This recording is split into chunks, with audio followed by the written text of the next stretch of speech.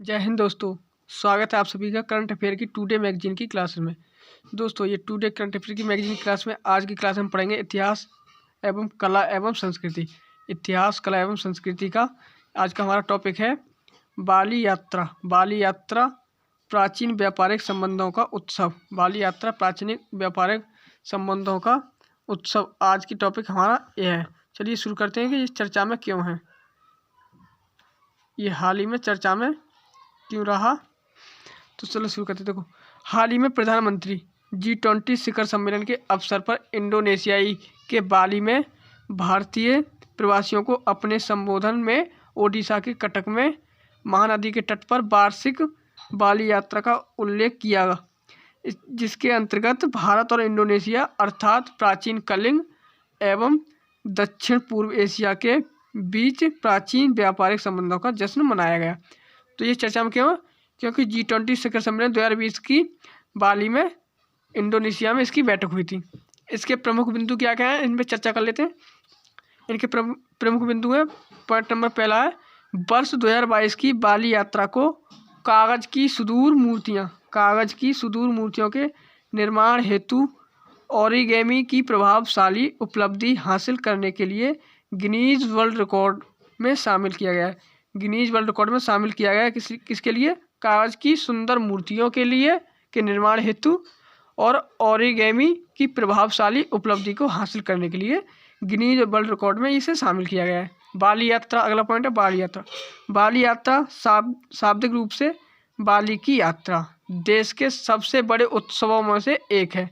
बाली यात्रा एक सप्ताह तक चलती है, जो कार्तिक महीने में पूर्णिमा की रात से शुरू होती है। ऐतिहासिक और इसका सांस्कृतिक महत्व क्या है? ऐतिहासिक और सांस्कृतिक महत्व, यह प्रतिवर्ष प्राचीन कलिंग यानी कि वर्तमान ओडिशा, प्राचीन से ओडिशा को कलिंग कहते थे, से बाली एवं अन्य दक्षिण पूर्व एशियाई क्षेत्रों जैसे जावा, सुमात्रा, बोर्निया, बर्मा, म्यांमार और सीलोन जैसे श्रीलंका के बीच 2000 वर्ष पुराने समुद्री एवं सांस्कृतिक संबंधों की स्मृति के उपलक्ष्य में आयोजित किया जाता है। इसलिए जावा इंडोनेशिया में और सुमात्रा भी इंडोनेशिया में स्थित है, इनमें आयोजित किया जाता है। अगला पॉइंट है, इतिहासकारों के अनुसार कलिंग और दक्षिण पूर्व एशिया के बीच व्यापार की लोकप्रिय वस्तुओं में काली मिर्च, दालचीनी, इलायची, रेशम, कपूर, सोना, आभूषण शामिल थे। दक्षिण पूर्व एशियाई से कलिंग यानी कि ओडिशा के व्यापार के लोकप्रिय वस्तुओं में ये शामिल थी। कौन सी? काली मिर्च, दालचीनी, इलायची, रेशम, कपूर, सोना और आभूषण, ये सभी शामिल थे। बाली यात्रा उन विशेष नाविकों के कौशल का जश्न मनाती है जिन्होंने कलिंग यानी कि ओडिशा को अपने समय के सबसे समृद्ध साम्राज्यों में से एक बनाने में अपना योगदान दिया। बाली यात्रा उन विशेष नाविकों के कौशल के लिए जिसने कलिंग के साम्राज्य को समृद्ध बनाने के लिए अपना योगदान दिया है। इसमें पॉइंट अगला है, बंगाल की खाड़ी क्षेत्र में कई बंदरगाह थे। बंगाल की खाड़ी क्षेत्र में कई बंदरगाह थे और साधव यानी कि व्यापारी पारंपरिक रूप से इस शुभ दिन पर समुद्र पार अपनी यात्रा शुरू करते थे। समुद्र के पार अपनी यात्रा शुरू करते थे जब हवाएं नौकाओं के लिए अनुकूल थीं, जिन्हें बोयता के रूप में जाना जाता है। नौकाओं के लिए हवा अनुकूल थी, उन्हें बोयता के रूप में जाना जाता है। इसमें पॉइंट है, आज भी ओडिशा भर में हजारों लोग बोयता वंदना मनाते हैं। बोयता वंदना याद रखना कहाँ मनाया जाता है? ओडिशा में। ओडिशा के हजारों लोग बोयता वंदना मनाते हैं। बनाने हेतु केले के तने, कागज, थर्मोकोल से बनी सजावटी लघु नौकाओं की यात्रा करते हैं और उन नावों की पूजा करते हैं। ये इसके प्रमुख पॉइंट है। बाली का व्यावसायिक महत्व क्या है, तो ये देख लेते हैं। तो बाली यात्रा का अपने सांस्कृतिक एवं ऐतिहासिक तत्वों के अलावा एक महत्वपूर्ण व्यावसायिक आयाम है। अगला पॉइंट है, यह एक ऐसा समय है जब लोग ऑटोमोबाइल और इलेक्ट्रॉनिक उपकरणों से लेकर स्थानीय कारीगर उत्पादों तक सब कुछ तुलनात्मक रूप से कम कीमतों पर खरीदते हैं।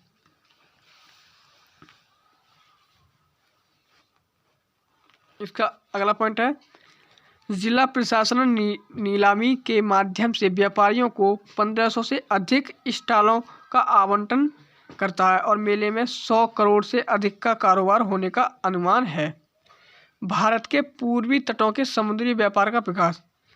भारत के पूर्वी तटों के समुद्री व्यापार का विकास कैसे हुआ उसके बारे में बात कर लेते हैं। देखो पॉइंट हमारा पहला है, लौह युग के उत्तरार्ध, लौह युग के बाद के दौरान भारत के पूर्वी हिस्से में नाव बनाने के औजारों की खोज इस तथ्य को सही ठहराती है कि समुद्री व्यापार पूर्व में मुख्य रूप से ओडिशा में फला फूला था।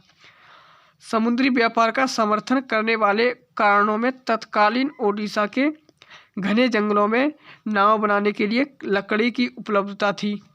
ओडिशा में लगभग 500 किलोमीटर की एक विशाल तटरेखा थी, जिसमें बहुत सारे खरोज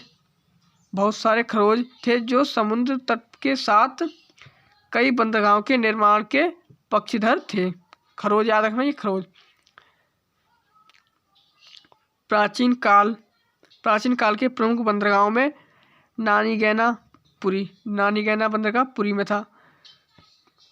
काटीकाडमा कटक में है, ये काटीकाडमा कटक में है। कन्नागारा कोणार्क में, ये प्रमुख बंदरगाह है। कौसाम्बा बालासोर थे, जैसा कि टॉलेमी ने दूसरी शताब्दी ईस्वी में वर्णित किया है। टॉलेमी ने ये दूसरी शताब्दी वर्णित किया है कि प्राचीन काल के प्रमुख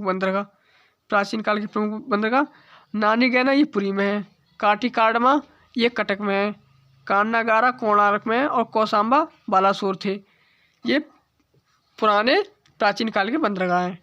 कलिंग दक्षिण पूर्व एशियाई से कैसे संबंध है? कलिंग जो है दक्षिण पूर्वी एशियाई से कैसे संबंध है? तो कलिंग क्या है हमारे, इसका वर्तमान नाम ओडिशा है, प्राचीन नाम कलिंग। उत्पत्ति बंदरगाहों का विकास।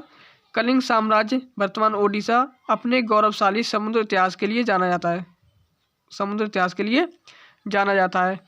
कलिंग की भौगोलिक स्थिति के कारण इस क्षेत्र में 4वीं और 5वीं शताब्दी ईसा पूर्व में बंदरगाहों का विकास देखा गया। 4वीं 5वीं शताब्दी ईसा पूर्व बंदरगाहों का विकास देखा गया था।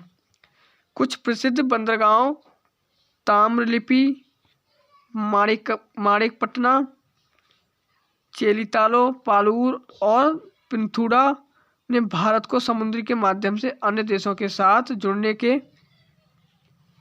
जुड़ने में महत्वपूर्ण भूमिका निभाई। जल्द ही कलिंग के श्रीलंका, जावा, बोर्निया, सुमात्रा, बाली और बर्मा के साथ व्यापार संबंध स्थापित हुए। बाली ने 4 द्वीपों का एक हिस्सा बनाया जिन्हें सामूहिक रूप से स्वर्ण द्वीप कहा जाता था। इसे आज इंडोनेशिया के नाम से जाना जाता है। बाली ने 4 द्वीपों का एक हिस्सा बनाया जिन्हें सामूहिक रूप से स्वर्ण द्वीप कहा जाता है। स्वर्ण द्वीप वर्तमान में आज इंडोनेशिया कहते हैं। स्वर्ण द्वीप वर्तमान में इंडोनेशिया कहते हैं। ये 4 द्वीपों का समूह है। कौन? स्वर्ण द्वीप, जिसे वर्तमान में इंडोनेशिया कहते हैं। कलिंग के जहाज। कलिंग में बोयता नामक बड़ी नौकाओं का निर्माण किया गया था और इनकी मदद से इंडोनेशियाई द्वीपों के साथ व्यापार किया जाता था।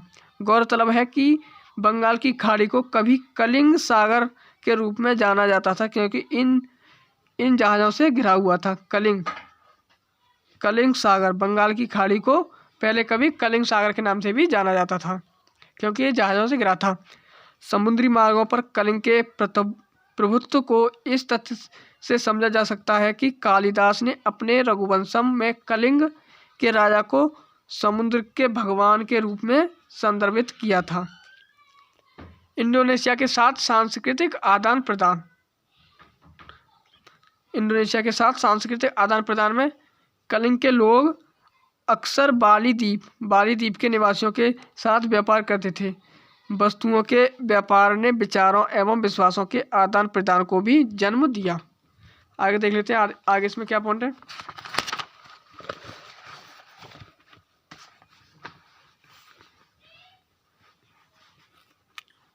आगे इसके पॉइंट। ओडिशा के व्यापारियों ने बाली में बस्तियों का गठन किया और इसकी सांस्कृतिक एवं नैतिकता को प्रभावित किया, जिससे इस क्षेत्र में हिंदू धर्म का विकास हुआ। हिंदू धर्म बाली अवधारणाओं के साथ अच्छी तरह से मिश्रित है और आज भी बाली हिंदू धर्म की अधिकांश आबादी में प्रचलित और आज भी है। वे शिव, विष्णु, गणेश और ब्रह्मा जैसे विभिन्न हिंदू देवताओं की पूजा करते हैं। शिव को पीठासीन देवता माना जाता था और बुद्ध के बड़े भाई माने जाते